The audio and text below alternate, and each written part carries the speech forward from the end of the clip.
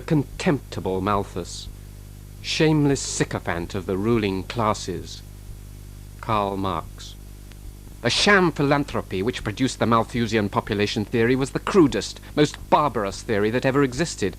A system of despair which struck down all those beautiful phrases about love of neighbour and world citizenship. Am I to go on any longer elaborating this vile, infamous theory, this revolting blasphemy against nature and mankind? Engels.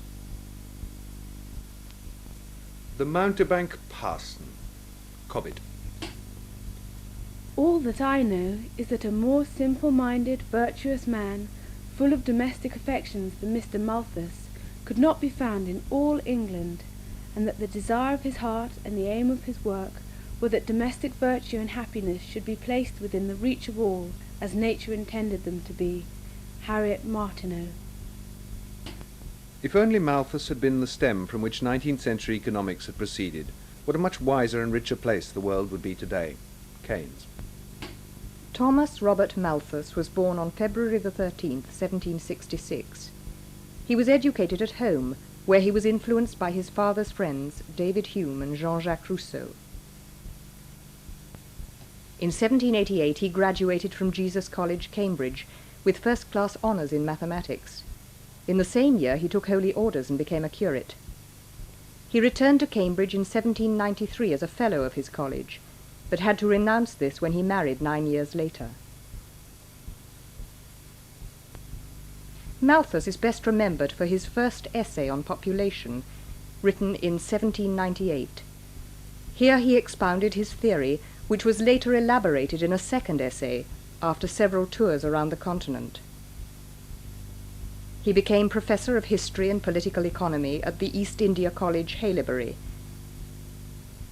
He died in Bath in 1834, but his theory continues as a major controversial issue in demography.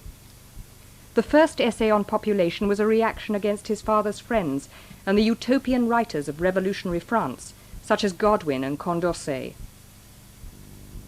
Malthus takes it as given that people need food and that the passion between the sexes is constant.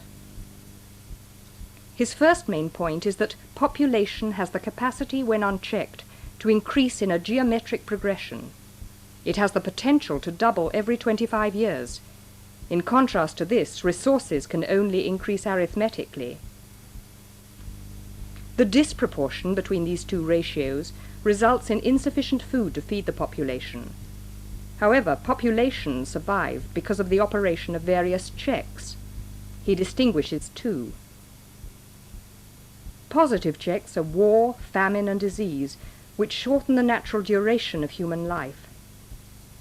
Preventive checks are all checks to the birth rate, through late age at marriage or abstinence. Malthus reflects his time and religious piety when he condemns contraception, abortion, and promiscuous concubinage. In his second essay, he attempts to soften these conclusions and admits a third category of checks, moral restraint. By this he meant the restraint from marriage which is not followed by irregular gratifications. Malthus believed population will invariably increase up to the limits of subsistence and temporarily exceed them. He said that the history of all people will prove this. His proposal was used in relation to the poor laws of that time. He believed that the more money you gave to the poor, the more they would increase their population. This moralizing attitude was held against him, especially by those advocating social reform, such as Marx. Today it is hard to completely accept Malthus's theory.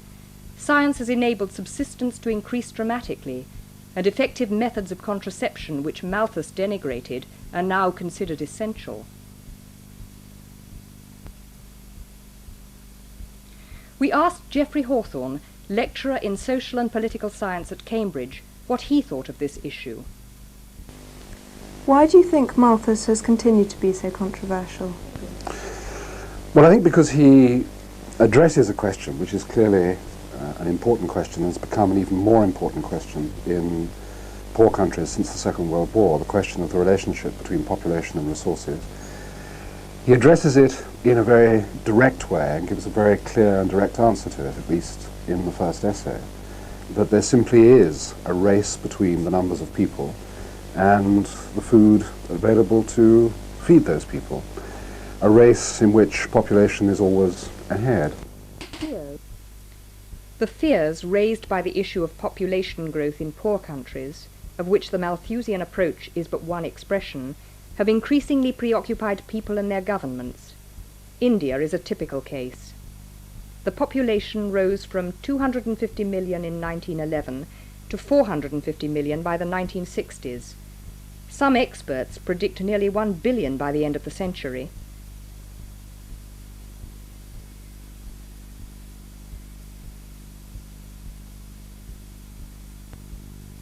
This map of India shows the extremely varied population density in rural areas, the darker tones indicating the more heavily populated regions.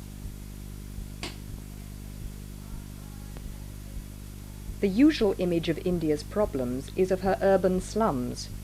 This map shows the largest cities, with Bombay and Calcutta predominating.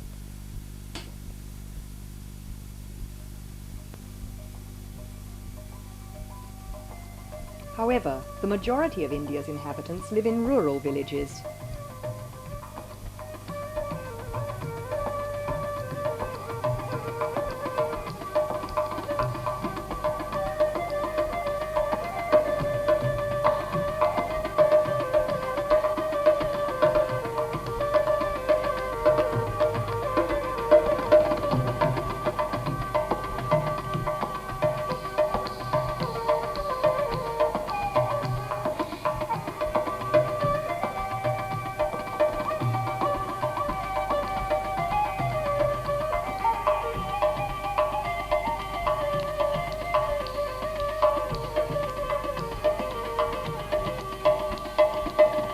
India's rising population appears to be alarming. More people means more mouths to feed. Therefore, food production must increase at the same rate in order to keep pace.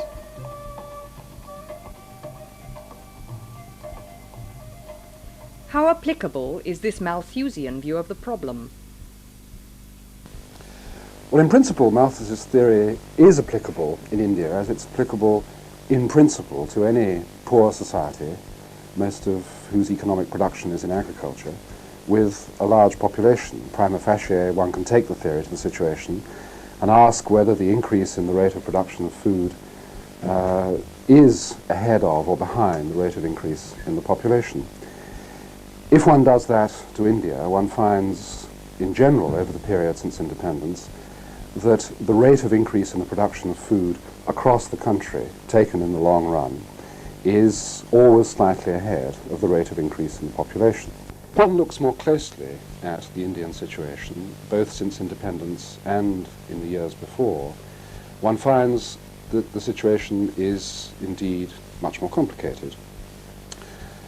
There are indeed parts of India where the production of food is behind the rate of increase in population, or has from time to time been behind the rate of increase in population.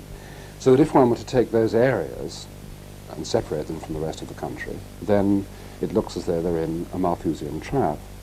But if one looks more closely at those areas, for example, as Amartya Sen has done at the Bengal famine in 1943, one finds that the problem is not simply one of starvation, it's not simply one of too many people and too little food. It's also a problem of the way in which that food is produced, and above all, of the way in which it's distributed. It's the relationship between the market for food and the production of food that is so crucial. The Indian government has seen population pressure as a major cause of poverty since the mid-1960s. It has followed a range of policies mainly focused on the provision of family planning services. The red triangle is a national symbol for family planning. This includes public education, widespread publicity, and the free provision of various forms of contraceptives. Both local health clinics and carnival-like vasectomy camps have been used. The panic measures used in the mid-1970s, such as forced sterilization, led to widespread disillusion and bad world publicity.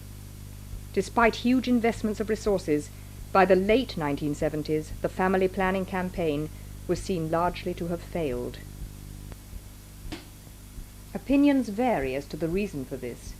Some see the campaign as having been too ambitious and badly administered.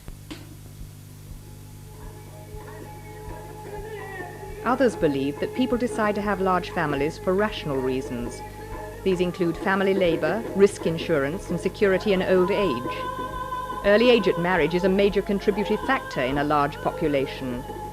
The mean age of marriage for women in India is 17 compared to the Western norm of 22.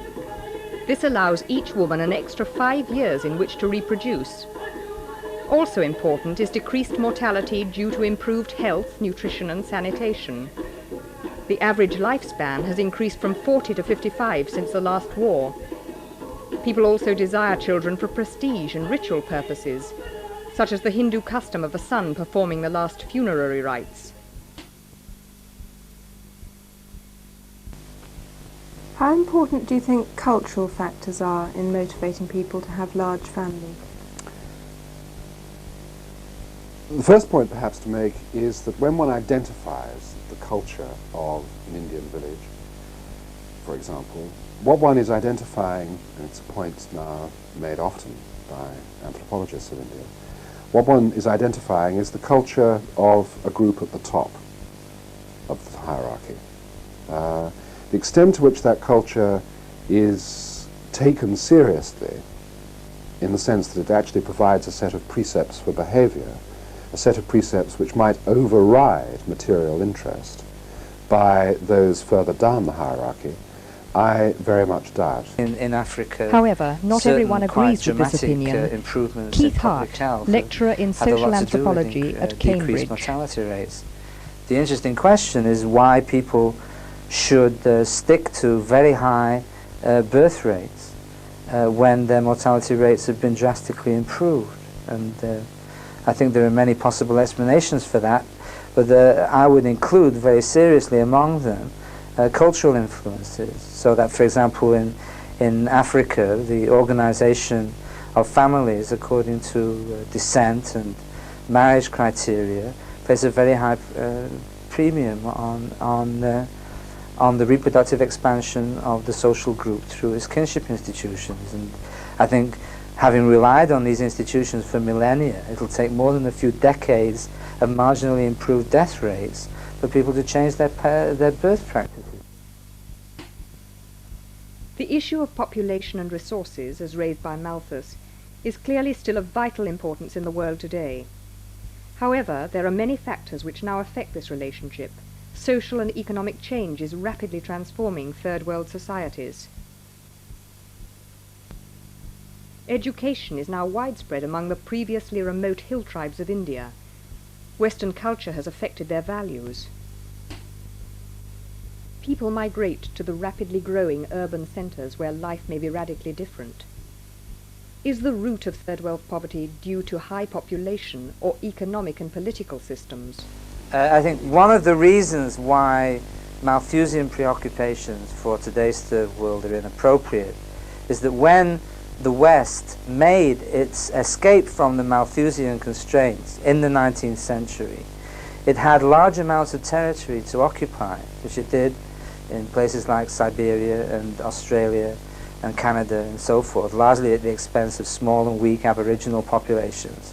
Having secured that territory and denied other people access to it, and having itself taken advantage of massive realignments of population and land, it now, in the post-World War II era, wishes to impose on the third world a situation in which all states have a fixed and finite territory. International migration on any significant scale is to be resisted. And in the meantime, we hope, holding, for example, in the case of the USSR, a sixth of the world's occupiable landmass, or in the case of Canada, something rather less, that we can impose on the populations of Africa and Asia a political regime in which they are expected to find whatever they need for their increased populations locally without any possibility of migration. people in the West see rapidly growing population in poor countries as a threat. Do these people consider their own families to be a problem?